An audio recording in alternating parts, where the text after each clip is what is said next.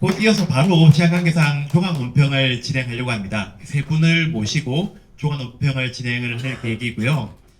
세 분 앞으로 자리해 주시면 제가 소개 다시 드리겠습니다. 네, 김민호 교수님, 윤여광 대표님, 그리고 김성수 교수님 앞으로 모시겠습니다. 시간이 조금 전체적으로 지체가 되어서 짧게 종합 논평 부탁드리고요. 제가 소개를 드린 다음에 이어서 바로 세 분께서 종합 논평해 주시겠습니다. 네, 바로 저 옆에 계신 분은 경성대학교 글로컬 문화학부의 김민호 교수님이십니다. 네, 박수 부탁드리겠습니다.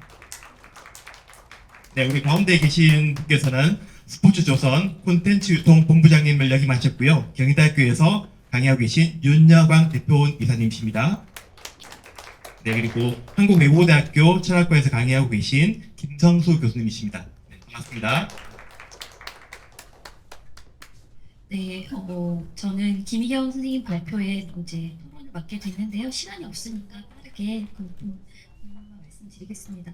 이제 만약에 정말 이 수업이 개설이 된다, 그러면 저는 바로 이제 수강 신청을 하고 싶을 것 같고 할 것 같고, 근데 워낙 많은 이제 수강 신청하기 힘든 과목이 되지 않을까라는 생각이 들었습니다. 그러면서 이제 수강 신청을 정말 빠르게 해서 했다. 그럼 수업을 듣고 나서 그거가 한 가지 궁금할 것 같습니다.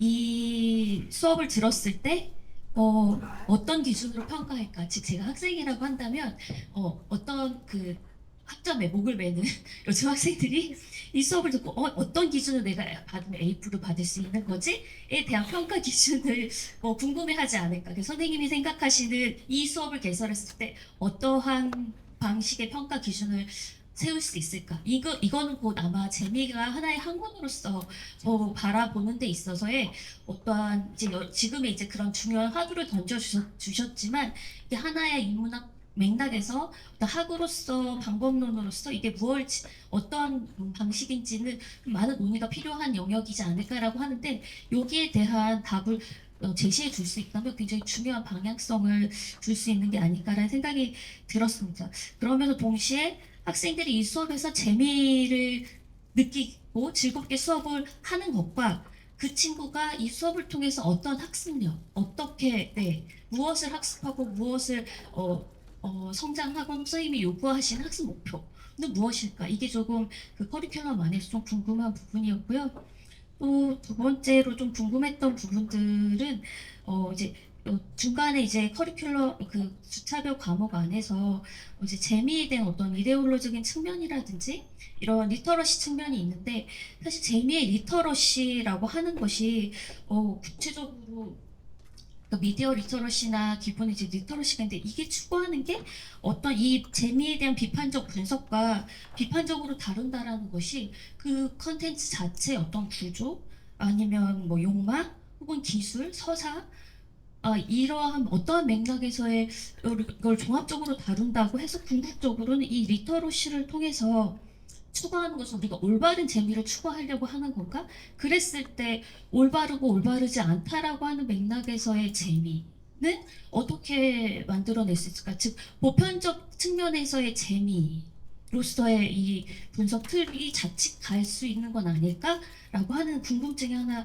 두 번째로 좀 생겼고요. 그다음에 또 하나 세 번째 선생님 이제 강의를 발표를 들으면서 저도 이제 놀이 이론이나 이런 것들을 정확하게 잘 모르지만 이제 까이와나 이제 그 호모 루덴스나 이런 걸 들었을 때 놀이는 기본적으로 어떤 행위를 통해서 이루어지게 되는데, 그러니까 놀이라고 하는 그러니까 재미라고 하는 것이 그런 행위의 과정 혹은 행위를 하게 되는 그 시작 모티베이션 이라는 측면 안에서 그 행위를 하게끔 하는 그 모티베이션이 되게 중요한 측면이 있지 않을까라는. 그래서 재미라는 것은 어떤 행위를 통해서 그러니까 느껴지는 측면이 강할 것 같은데, 그렇다면 이 재미라고 하는 거는 컨텐츠인가 아니면은 이런 행위력인가에 대한 것도 선생님 발표를 들으면서 궁금증이 되게 생겼고요. 그런데 저는 지금 저도 대학에서 학생들을 가르치면서 끊임없이 어, 진짜 매 학기 동일한 교과목을 별로 강의해 본 적이 없는 것 같습니다. 그러니까 끊임없이 변화하는 이 문화 콘텐츠 관련된 맥락 안에서 선생님이 오늘 제안해 주신 부분들은 정말 여러 가지로 의미가 있고 좀 논의가 계속 지속됐으면 좋겠다는 생각이 들었습니다. 감사합니다. 이어서 윤정관 대표님께서 응원해 흥미로운 주제 잘 들었습니다. 제가 그 매체 미학에 좀 관심이 많고요. 미학적 측면에서 우리 선생님 그 논문에 대해서 함께 공유하고 싶습니다. 어뮤즈먼트라는 개념이 참 모호한 것 같아요. 그렇다면 엔조이라는 부분과 어뮤즈먼트라는 부분과 엔터테인먼트가 어떻게 구분할 수 있는지 참 그 충의를 한번 이야기를 해보고 싶고요. 그래서 제가 알고 있는 즐거움의 정서를 엔터테인먼트와 구별해서 어뮤즈먼트를 새롭게 정의하면서 하이머의 몰입과 하이주머의 놀이를 인용을 하셨어요. 제가 알고 있는 그 즐거움은 엔조이 그리고 엔터테인먼트라는 것은 산업적인 측면이 갭이 된 것을 저는 이제 엔터테인먼트라고 좀 알고 있습니다. 그 중간에 경험제적인 속성으로서의 어뮤즈먼트가 있지 않을까 생각을 했어요.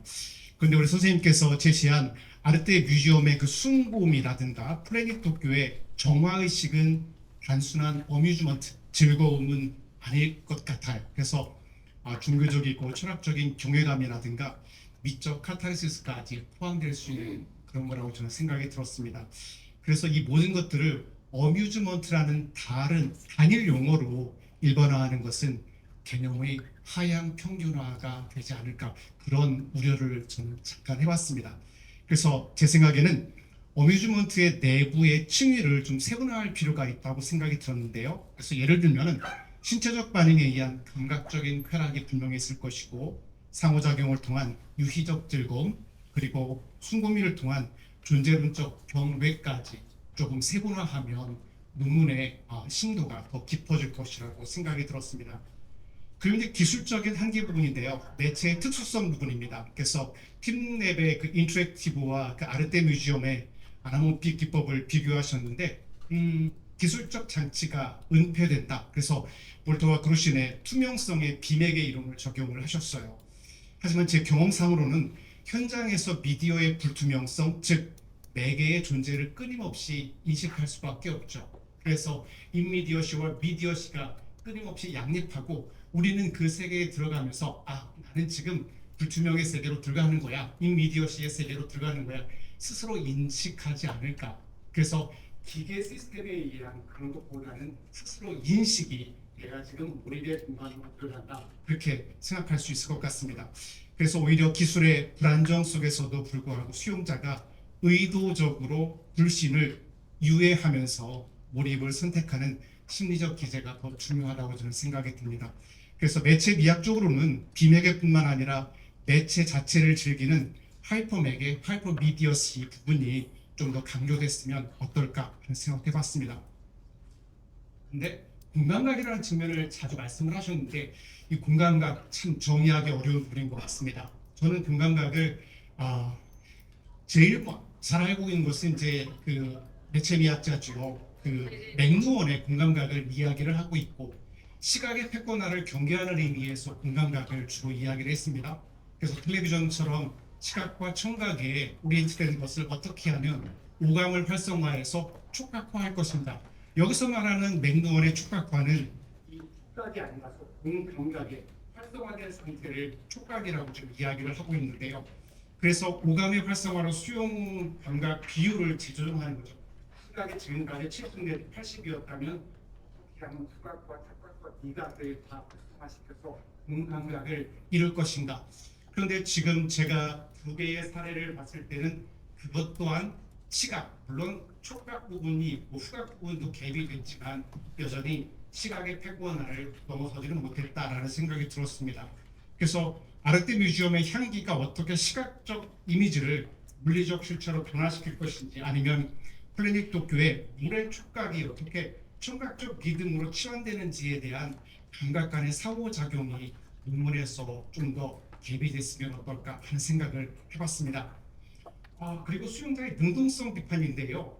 논문은 관람객을 능동적 주체로 격상시키지만 사실 몰입형 전시에서는 내가 그 속으로 들어가는, 내가 인식을 하고 내가 일부러 빠져드는 듯한 그런 생각을 해봤습니다. 그래서 반조적 몰입, 제가 정물관을 보는 것처럼 반조적 몰입이 강한데, 이렇게 몰입형 콘센트도 어찌 보면 반조형 몰입이 아닐 것인가. 내가 직접 체험을 통해서 느끼는 것보다는 반조형, 정물관을 보는 것 같은 그런 느낌일 수도 있었다라는 생각이 들었어요. 랑시에르의 기술이 제공하는 스펙터클에 압도하는 수동적 몰입과 자신의 감각을 재조직하는 능동적 전유 사이의 긴장감이 논문에 좀 더 스며들었으면 됐을까, 짧은 생각을 해봤습니다. 감사합니다. 네. 마지막으로 글로벌 장애 산업 연구센터 연구위원이시기도 하신 김성수 교수님의 소감 좀 부탁드리겠습니다. 네. 예, 논문 발표잘 들었습니다. 저는 한류를 공부했는데 한류가 좀 어려운 것 같아요. 왜 이렇게 사람들이 좋아하는지 여전히 공부를 많이 해도 좀 그런 것 같은데, 나름 새로운 시각의 어떤 내용을 해주신 것 같습니다. 좀 예를 주신 것 같은데요. 그래서 한류가 세계적으로 최근에 더 유명해졌잖아요. 한국의 전통 문화도 그렇고 K컬처에 대한 관심도 그렇고 한국에 대한 지식 관련 내용이 세계적으로 주목받고, 최근에 박물관도 엄청 미어 터지고 그렇게 되고 있잖아요. 그래서 이제 그런 부분에 초점을 두신 거 아닐까 생각이 듭니다. 특히 이제 한국산 K 콘텐츠는 아니지만 K-팝 대문화의 콘텐츠 같은 그런 상품들이 나오면서 한국하고 한국에 관련된 지식이 세계인들한테 이렇게 본격적으로 이렇게 사람들이 한국의 어떤 문화나 이런 걸 관심을 많이 갖게 되고, 또 한국 사람들이 좀 전에 말씀해 주신 것처럼 이렇게 좀 지식적이고 마음이 이렇게 한국 사람들이 아주 독하자고 그러잖아요. 그래서 그런 면에도 관심을 두시고 이렇게 작성하신 것 같은데요. 진짜 말씀대로 정말 흐름이나 또 파도뿐만 아니라 다리가 된 것 같은 느낌도 듭니다. 그래서 한국에 대한 그런 내용이, 그래서 이 발표 논문은 이제 이런 현상을 전체적으로 생각해 본 거 아닌가 그런 느낌이 많이 듭니다. 다만 이제 아직 전체적으로 내용을 보니까 연구가 많이 되어 있지는 않고 이제 아이디어만 가지고 이제 쓰신 것 같은데 많은 진전이 있기를 바라겠습니다. 몇 가지 제가 발표를 이렇게 이제 세부적으로 얘기를 하면서요, 논평을 하면서 궁금한 사항 질문을 몇 가지 드리겠습니다. 5가지 정도 이렇게 생각해봤는데요. 기본적으로 이제 한류를 이제 K 문화 콘텐츠고 한국에 관심을 갖게 됐다 이제 이렇게 설명을 많이 하셨잖아요. 근데 이거는 사실은 우리나라에만 해당되는 건 안 되고 독일도 그렇고 프랑스도 그렇고, 예를 들면 프랑스 파리가 굉장히 멋있게 막 이게 보면 야, 파리 거기 어디야 막 이렇게 사람들이 관심을 갖게 되잖아요. 그래서 사실 일반적인 현상인데, 글로벌한 보편적인 현상인데 이걸 한국적인 굉장히 특성으로 이렇게 얘기를 하셨잖아요. 그 부분에 대해서 좀 설득력 있게 설명을 해주셔야 되는 거 아닌가. 왜 그렇게 생각을 하셨는지 좀 궁금한 이유를 좀 알고 싶습니다.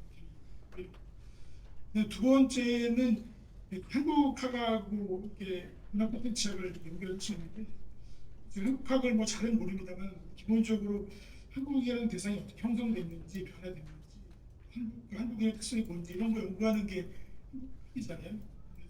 문화 콘텐츠 학이 이제 결국에는 또 그런 걸 연결이 될 수도 있는 그런 느낌도 있습니다만, 근데 여기 글에 보면 관찰력에 따른 심리의 결과가 나중에 무형 문화 유전이 된다. 좀 이렇게 좀 잘 안 맞는 것 같습니다. 관찰력에 따른 심리의 결과 정확하게 이해가 좀 안 돼가지고 그런 부분을 좀 자세히 설명을 해주셔야 나중에 논문을 쓰는데 좀 좋지 않을까 생각합니다. 내용이 이렇게 읽고 이해가 안 되는 부분이 있어가지고, 세 번째로 결국 그런 부분인데, 자기 분산성이라는 인간의 가상성이라는 그런 내용을 말씀을 하셨는데, 인간의 가상성이라는 게 이게 좀 설명이 좀 더 필요한 내용 같거든요. 그래서 발표도 그렇고 그래도 그렇고 너무 짧게 설명이 돼가지고 그 부분에 대해서 좀 설명을 더 해주셔야 될 것 같습니다. 정확하게 무슨 뜻인지 알기가 어렵더라고요. 네 번째는 지금의 영상 기술이 포스트 휴머를 탄생했다라고 말씀하셨는데, 제가 알고 있기로는 포스트 휴머는 기계와 결합한 트랜스휴머니라는 게 첫 번째고, 두 번째는 기존의 전통적인 휴머니즘에서 탈피하고자 하는, 넘어서고자 하는 그런 형태의 휴머니즘으로서의 포스트 휴머니를 얘기하는 거라고 하거든요. 인상기술을 얘기해서 디지털 버추얼 휴머니를 얘기하는 거예요. 포스트 휴머니하고 좀 다르면서도 연결이 된다고 하는데, 이게 정확히 무슨 맥락으로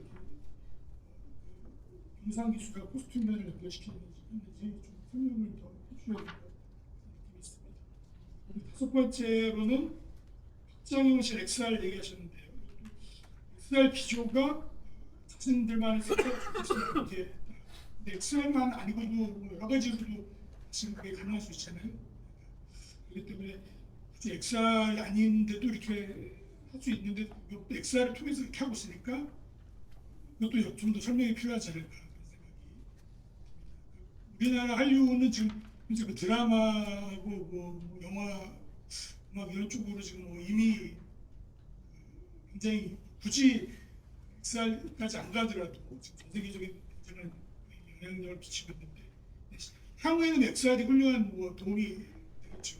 도구가 되겠죠. 근데 그런 건 어떻게 연결될 수 있는지 좀 자세히 더 설명해 주셨으면 지금은 아직은 논문의 초기 단계로 생각이 됩니다만 더 이렇게 확장을 해주셨으면 좋겠습니다. 네, 이상입니다. 네. 종합 논평을 해주신 세 분께 한 번 더 마지막 박수 부탁드리겠습니다. 네, 감사합니다. 네, 오늘 네 분의 발제 수고하셨고요. 네, 세 분의 종합 논평도 감사드립니다. 시간이 좀 아쉽긴 합니다만은요, 이것으로 기획 세션을 마치도록 하고요. 네, 여러분들의 연구가 더 확장되고 깊이를 더해가기를 바라겠습니다. 감사합니다. 수고하셨습니다.